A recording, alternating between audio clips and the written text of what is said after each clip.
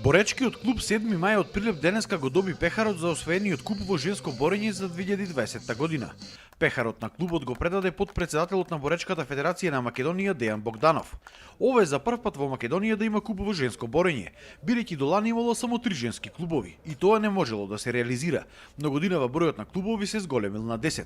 Девојките од 7 мај се државни прваци во пионерска конкуренција, државни прваци екипно во кадетска конкуренција и државни прваци на Македонија во севкупна конкуренција. Севкупно земено, женскиот клуб 7 мај има 187 бодови, а сите останати клубови заедно имаат 136 бодови. Така да ние како федерација постојано ќе го поддржуваме, ќе даваме максимум да се развие женското борење, особено во Прилеп. Има добар тим во клубот кој може да постигнат големи резултати, а ние како федерација ќе ги поддржуваме максимум и мислам дека ова титула ќе остане подолг период тука во Прилеп.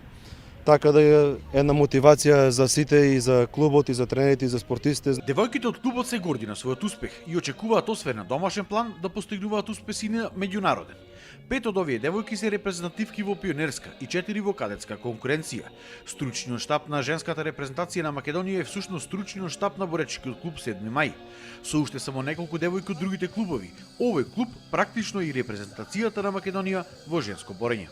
Ова е голем успех за нас, долго очекувано нешто и многу трениравме, многу студевме за ова и се надевам дека понатаму ќе бидеме успешни не само Македонија и околу Македонија.